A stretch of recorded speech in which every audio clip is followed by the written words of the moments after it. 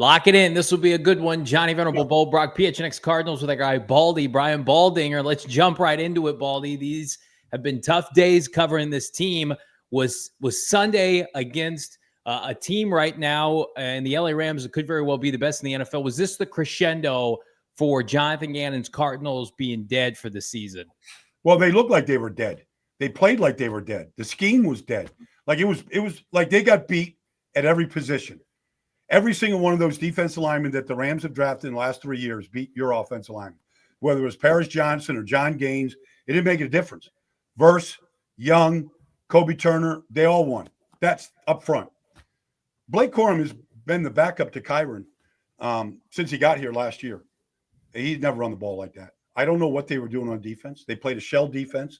I don't know what they were defending. But because all they did, Matt Stafford, at the end of that game, he could have just hung that uniform up back in his locker. It didn't have one stain on it. He didn't get hit. He didn't get touched. Like it was horrible. Like they got whipped on. It was as bad as you can get whipped on both sides of the ball. And I'm not sure. I can't sugarcoat this because then I'm not telling the truth. Like anybody that would watch that, if Calais Campbell was sitting next to me right now and we were watching this, I'm like, Calais, man, like, can anybody get off a block? Can anybody beat a one-on-one? Nobody did. So you give Stafford that kind of time, like he'll hit Puka like he did. It didn't matter who it was. Yeah, it was a tough watch. It absolutely was. And here's a defensive first coach in Jonathan Gannon and Nick Rollis, who's shown at least in almost 2-3 seasons as a DC that he can call a defense. What kind of stood out to you? I mean, he said he didn't like the plan, obviously, afterwards, and I don't think anybody would like the plan, but what did you see? Was it a mix of guys just giving up and just a poor scheme? Well, I don't think they have enough players. I mean, Cody Simon's playing middle linebacker, and they're playing a dime linebacker because I don't know, they moved Xavier back in there, and Owen was in there for a little bit. They try to reduce the front a little bit. They don't have the players up front to do it. They got pushed around pretty good. But they got Boot up there, like he's just blitzing, and there's no gap control. There's nothing. Like if you're going to play this shell, you're going to say, okay, the Rams are going to have to run the ball, and we're going to make them bleed slow, but we won't give up anything over our head. So you're going to hit all the underneath routes that they did to Devontae and Puka and the group. Like I don't understand that defense. I've never seen. Like I understand playing a dime if it's a minute 20 to go and they got to go 80 yards. Okay, let's play the perimeter. Like if they run, we'll limit the run. But I don't understand that on 1st and 10 or 2nd and 8. Like I don't understand the design of the defense at all. Like I've never seen that before. Baldy, they've had ample time to fix this. 27 draft picks in 3 off seasons, 3 full free agency periods. We like the players. I mean, we were told these players coming out of school, like Cody Simon, Ohio State, Darius Robinson. You get Dalvin Tomlinson. We haven't called his name once this year. The closer we get to the end of the season, is just coaching messaging not resonating with players? Well, the scheme didn't help them. Like they didn't challenge anybody, and so like, is that what the game plan was? Not to you usually go in there. All right, we're going to attack Matt Stafford and make him beat us, like throwing quickly or from his back, like something.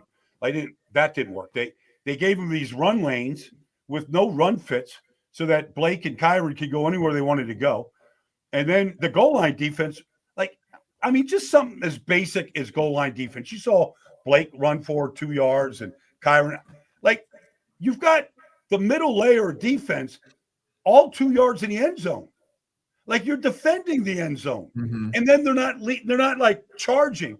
Like I understand if that's your initial position, but as soon as you see Stafford do this, like you got to go hell bent for leather. Like they weren't even the goal line defense didn't make any sense. Yeah, Matthew Stafford is maybe just accurate on the opening drive on 3 passes. I felt like it was just Stafford. If he was just a little bit accurate, he wasn't under duress or anything. No, they scored 5 consecutive series to open up the game. I mean, even when this team was severely undermanned in 23, like we saw better performances than that. Well, like there was a moment in the game, like you could have scored on your second drive to go up, to get to 14, but you kick the field goal. Okay. They get it. They go up 14-10 or and 10-10, I guess, whatever it was. And but they have a drive with 2 minutes and 45 seconds to go to get the ball, 17-10. The drive is 3 straight incompletions. Like, nobody won a route. The only guy that really, Michael Wilson's okay. He's okay. He's probably a number 3, but he's okay. Michael can play. And obviously Trey is a stud, and he was in the opening drive. But they don't have the personnel to go beat that team. They just don't. And so, Brissett's playing as good as he can play. Like, he's not the problem. Like, he's playing tough, and he's playing good. He's playing pretty good football. But they have a 45-second drive, and they give the ball back to the Rams. They go right down the field, 17-10. They go in the locker room. It's 24-10. It was over. It was over. They weren't going to come back from that, having to throw the ball. They couldn't run it at all against them. That defensive front. If you want to go to the draft picks, right, Bo and Johnny, if you just want to go to the draft picks, look at every one of those picks that the Rams have on the defensive line. Every one of those guys is a stud, and they just rotate them through. Like, you're relying right now on Calais Campbell at 38 and Dalvin Tomlinson on his 15. Your Darius Robinson hasn't done a thing yet in this league. Nothing. Walter Nolan's on the sideline. He's not playing. Like, their guys line up. Jared Verse, Byron Young, Kobe Turner, Frisky, like all these guys, they line up every single Sunday. They haven't missed on one of those guys. They're like less outsmarted everybody. And I'm not speaking out of turn here. Like, I'm not here to throw shade at Monty or Jonathan or anything, but you watch that game and you could see a difference in what they have done over the last 3 years in their draft. And obviously getting Stafford was key. But what they've done 3 straight years in the draft, and where all those guys are, including Nakua, including Avila, like, look at where all those guys are in that offense. And then look at where Arizona is with their picks and where they're at. So that brings to the question I think everybody's asking here locally in the Valley, Baldy, is that when you assess the season as bad as it is in January, is this a personnel problem? And we lost a lot of guys to injury. Look at our offense has been decimated. Or is that just delaying the inevitable, looking at a 4th year with a regime that's 15-32? Well, I guess life can change in an instant. You could, stop drinking if you have to stop drinking in an instant, I guess. But sometimes you've just seen enough. Sometimes it's just time to change. You don't want to, but sometimes change is necessary. And I'm not advocating it. I'm just saying, if you ask me the question, sometimes the record speaks for itself. And, to play that poorly at home again in a division game, where these division games should be close. They should be tough. That Thursday night game next week between the Rams and Seattle, I promise you, will come down to the last series. Like, they should be tough. You should know each other inside and out. They played a defense that, like, Matt Stafford probably went in that locker room at halftime and at the end of the game and said, Sean, can you believe what they did to us? Can you believe they played us like that? Like, who plays like that? You've been around this league, this game for a long time. When the messaging falls flat, when you lose the room like that, have you ever seen anybody turn it around before? Like, it has to happen very little. Obviously you follow the trends and you try to do the best, the data that you have. But if you're Michael Bidwell, is there a precedent for this continuing on? Well, sometimes, some people just cut the bleed, stop the bleeding by just making the change, just to make the change. I've been on a team like that was 1-15. We made the change. The coach that they fired won some games in this league. They made the change. They got ahead of it. But I don't know what the answer is. I know the scheme was terrible, and I know that physically they got beat bad at almost every position. And so, Puka's coming across the middle like he does every week, and nobody's putting any wood on him. Like, he's just, like, honestly, like, he's not even getting hit. Like, he's going up there and he's taking the ball right out of the sky, play after play. Like, that's his game, and that's who he is, and that's a credit to Puka. But, Buda or Jalen, somebody's got to, like, blow him up in the middle of the field. Like, feel good about something out there. Like, nobody was doing anything. Let's bring up a subject that's maybe difficult to talk about for fans of this franchise. You mentioned Buda Baker being blitzed and near the line of scrimmage. He has not looked like the same player as years prior. Is that just father time? Assess number 3 for the Cardinals this season.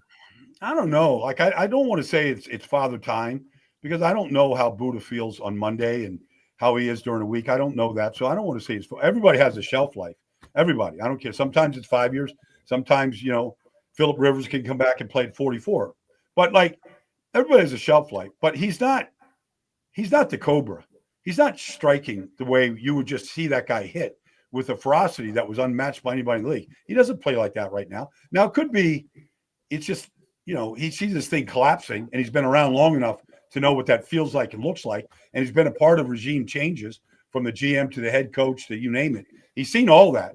So maybe he's just like going, they're going to do it again. It's coming. Like, I'm sure that the conversations are being had amongst the veterans in the locker room. Like, yeah, here comes another change. I mean, sometimes you can't get out of your own way, and you just know what's going to happen.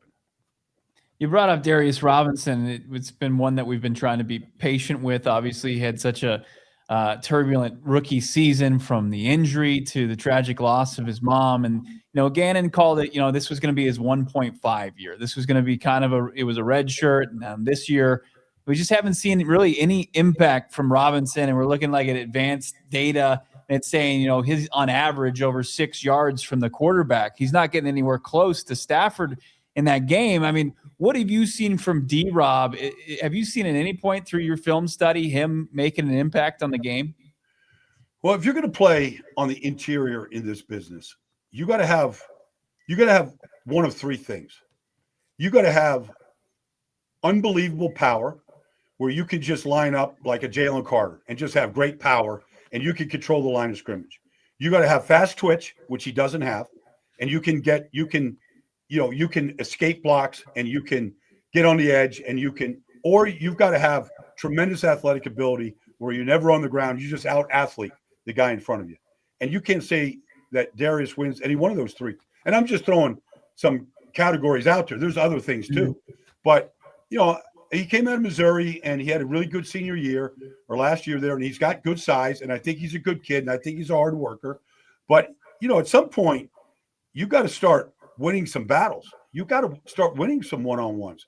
They're not all world up there, for the Rams. I mean, Avila was a second-round pick. He's not, I like Avila. He's a good player, but they're not. None of those guys are going to the Pro Bowl up there for the Rams. They're good, solid players. They don't spend first-round picks on offensive linemen in the Rams. They never have.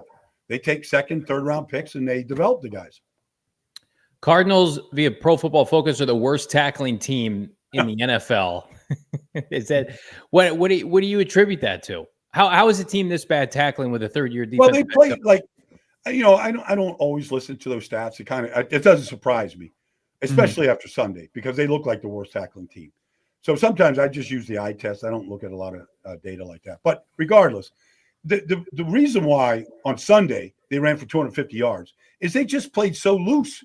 So tackling is about leverage. It's about getting a lot of hats to the ball. It's about if you don't make the play, at least you're turning it in to all your help. There's just fundamentals to how to play, and it's about effort, and it's about getting to the ball, and it's about playing with leverage where you're turning the guy in, and you're setting the edge, and you're turning, Kyron back into all your help coming at you, and you limit the number of runs. But if you're just loose and you're just standing and you're just waiting, these guys and you give Blake Corum and Kyron, either one of those guys, like a little bit of steam, they're going to be hard to tackle.